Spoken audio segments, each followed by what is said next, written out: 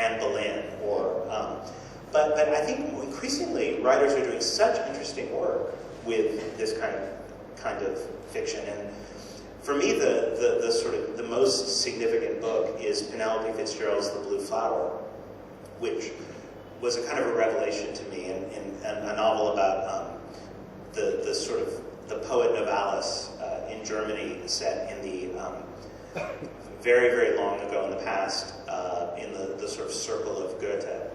And the idea that she was able to place herself in this world and place the reader in this world so vividly, and the skill with which she deployed her research, but she wore her learning very lightly in that book. So it doesn't feel overly researched. That was a revelation to me. Do you sometimes feel that novels can get a historical person's life better than a biography? I think it depends. I mean, there are biographies in art, and there are great biographies and great biographers. I mean, Michael Holroyd's biography of Lyndon Strachey, his biography of Oscar Wilde, I think are magnificent. But that doesn't mean there's not room for a novel about Lyndon Strachey or a novel about Oscar Wilde. I think they would just be they'd be something different. I think there's room in the world for both. Both can be done badly, both can be done well. Great, so we can keep this open and interactive, and I think people do have questions if anybody has any. So is there anybody over here who's writing like a literary biography, or anybody who wants to write a literary biography? Can I ask a question? Yeah.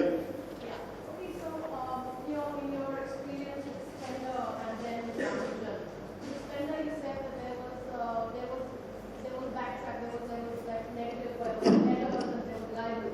But in Ramachandran's case, sorry, could you hear me? Yeah. So in Ramachandran's case, you dramatized a real life, right? Yes. So you took liberties. So was there no flack in that case because there was no strong secret that Ramachandran was trying to hide, like for example his sexuality, A, and B, he was dead at that point. So therefore there was no, the whole problem with living people didn't arise. So is that the reason there was no backtrack? Because my project does feature a living person, and it's a fictionalized account of a real incident. So I'm just wondering, what are the traps that I can fall into, which I can avoid? Well, I think if you're writing, I can give you a couple of examples. At least in the United States, there is, in libel law, there's an exception made for public figures. So, for example, my colleague Patrick Powell years ago wrote a novel that had a character in it who was named Ted Turner. Ted Turner, who is one of the richest men in the United States. And a lawyer read it and said, there's no problem with this because Ted Turner is a public figure. So he's almost in some ways immune. But the publisher still had jitters about it, and he ended up having to call the character, I think, just the man. So there are, from a legal standpoint, it's always worth talking to a lawyer if you're writing this kind of book, just to figure out what possibilities there are. The law is different in different countries. When I was sued by Spender, he sued me in England. He did not sue me in the United States. Where the libel laws are severe. Libel laws are much more severe in England. So that's something else to bear in mind. I mean, it's different in different countries. I think I don't think this is something you can ever predict. I mean, to use an analogy, I've written a lot about a fiction based on my family. And there have been things I've written that I thought, for example, my sister would be very upset about. And it's never the things that I think will upset her that have upset her. She's always upset by something that never would have occurred to me. There was a detail about saving the tea bags, and keeping them in the refrigerator to use again. That upset her because she thought it made her seem cheap. But I said, but you do that. Anyway, it never would have occurred to me that did. So, take all precautions, but at the same time, from an artistic standpoint, don't feel inhibited, because if you feel inhibited, that will stymie the writing process. It's really once you're finished that you need to just, as we say, dot your T's and cross your I's.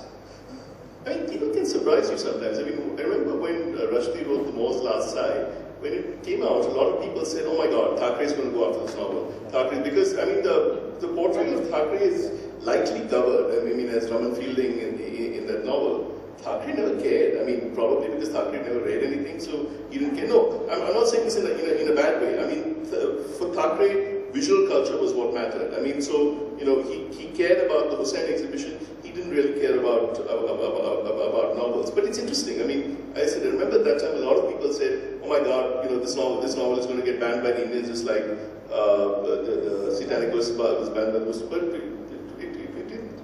I think that's another important point. Film is in some ways more significant because the fact of the matter is, in the world we live in now, film has a lot more visibility than fiction.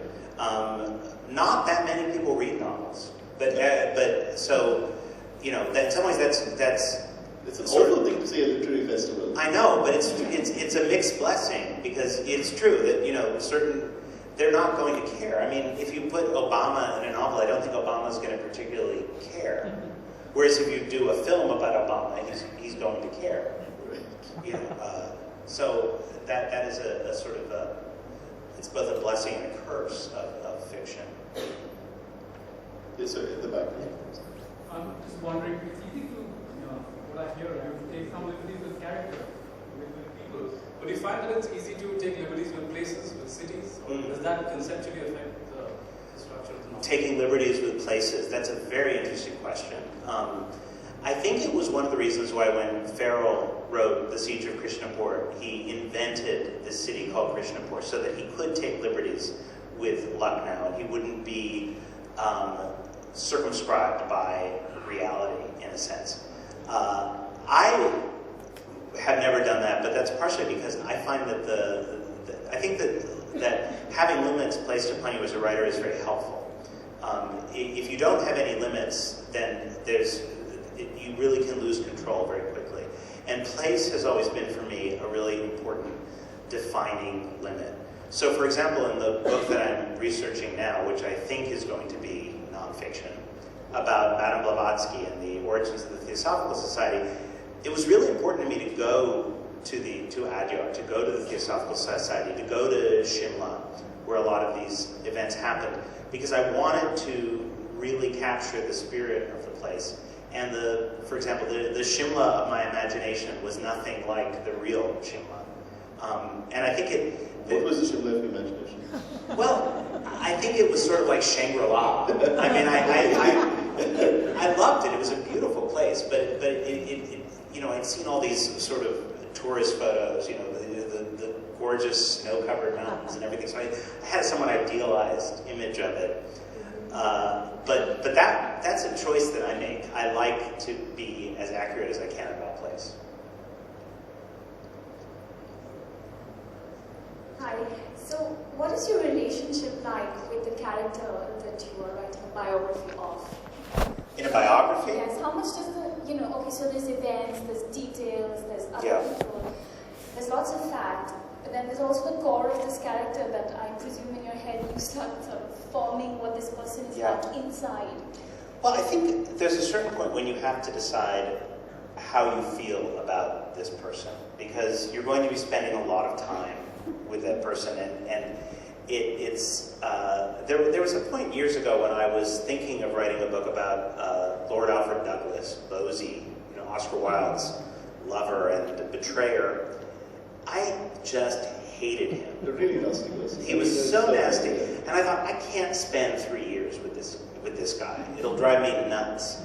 Now, I love Ramanujan as a human being. I found him such a pleasure to spend time with, and Hardy as well. And that was one reason why that book was a lot of fun to write, because these were great men. They were not, and they were likable to me, which didn't mean that they were, they had their neurotic, somewhat difficult sides, but I fundamentally found them interesting and I enjoyed them. And that was It's really interesting how many people found Ramanujan actually to be a sort of lovable character. Yeah. I mean, he was so sort of quintessential sort of South Indian nerd, and yet all these people just seem to want to just like take care of him. But he was quite difficult. Yeah. He was quite neurotic. He was quite demanding. He was very hard to please. One of the most interesting things about him is that he had a very difficult relationship with his own sort of status as both an outsider and an insider. He felt like an outsider because the educational system didn't recognize his talents. He was very rebellious. He really put himself forward as a kind of a rebel. But at the same time, he desperately wanted recognition by the established authorities. And then when he got to Cambridge, when he was recognized, he was very ambivalent about it. And that was something else that was, that was one of the more difficult aspects of him. But it was also one of the most interesting. So, do you like Madame Blavatsky? Madame Blavatsky, I can't say that I like her. I mean, she was... I have a very complex relationship with her, as I think everyone did. But she's incredibly compelling. She is fascinating. She's like this sort of vortex that you get pulled into. And I think many of the people who knew her when she was alive felt that way. Even if they couldn't bear her, they were drawn to her. But I will say one thing about her, which may be a good way to wrap up. She was constantly suing people for libel. I don't think there was a point in the last 10 years of her life when she wasn't involved in at least one libel lawsuit. She was sued on a couple of occasions, too, for libel. The most interesting suit was one of her disciples from India was a Bengali named Mohini Chatterjee, who was a very brilliant scholar and knew an enormous amount about Hinduism, fantastic Sanskrit. And he went with her to England, and he was her chela, which meant that he was supposed to abstain from drink, eating meat, sex, everything. But he was very, very good looking. And as soon as he arrived in France, women started throwing themselves at him. And he started having a whole lot of affairs with these women. And Madame Blavatsky, when she got wind of this, was horrified. But she immediately blamed the women. And she wrote publicly that this one woman who was Mohini's lover was a hetera and a Jezebel, and that she had taken advantage of him. And then this woman sued her for libel. Because the fact of the matter is, Mohini knew exactly what he was doing. He was having a great time. And he did become a kind of a bon vivant and a bit of a ladies' man when he was in Europe. And his story deserves a book unto itself. We can wrap up now. Is there any... last question. My question sort of led to the previous question on place. I was wondering, when you were talking about Spender and things, and when you talked about the person who wrote about Lucknow but sort of renamed it, it sort of, in a way, it almost comes from a history of appropriating narratives in a way, things like Orientalism and things like that. You never go to a place, but you write about it, and that, it has a huge effect on places like India, where people didn't come here, but Britishers wrote about us for years. When you're writing biographies and things, when you're moving between fiction and non-fiction, you make that choice to, say, write a fictional narrative because that gives you more space to dramatize. I was wondering how you worked between something like appropriation and engagement, because you're writing it basically as your story using this person in a way. I think it's really a question of, as I said, you have to put limits on yourself as a writer. If you don't put some limits on yourself, at least in my case, it's hopeless. There's too much choice. And it really is a question of what limits you put on yourself. When I was writing The Indian Clerk, the limits that I put on myself were that I wanted to really stick as closely to the facts as I could, and I wanted to be as accurate, for lack of a better word, about the places as I could. And that was why I traveled. I went everywhere I wrote about. I went. But when I was working on Wellington Sleeps, I was much younger. I was a lot more reckless, I suppose. I didn't do an enormous amount of research. I didn't really know very much about Spain, even though I was writing about the Spanish Civil War. I played it kind of fast and loose.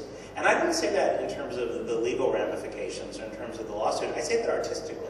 I don't think I put enough limits on myself with that book. And it was a lesson that I learned that I think I used to advantage later on. With the Blavatsky book, the reason I'm kind of inclined to write it as nonfiction is because there is so much material. She had such a strong voice that I wouldn't want to supersede her voice. And I'd rather quote her than try to create a sort of fictional version, because there's no way I could ever equal her voice. I mean, she had such a strong voice. And this is often the case with writers. This is why I find novels about writers very, I'm sort of ambivalent about them. I mean, when I read The Master about Henry James, I had a kind of very mixed reaction to it because I thought it was very, very well done, but I thought, Henry James is such a great writer. Isn't it sort of hubristic to write a novel about him? I mean, that was for me it would be, at least. But that's why I've tended to focus on non-writers, or people who, these aren't writers by profession. Madame Blavatsky wrote, I would say she was a graphomaniac. She wrote massive amounts, but she didn't define herself as a writer. How do you, when you're researching a book, when do you realize you have to stop? I mean, there must be a point where research can just consume you. Yeah, you can research forever. How would I put it? You know how with a bathtub there's that thing where, you fill it up and then it starts draining off so that it won't overflow?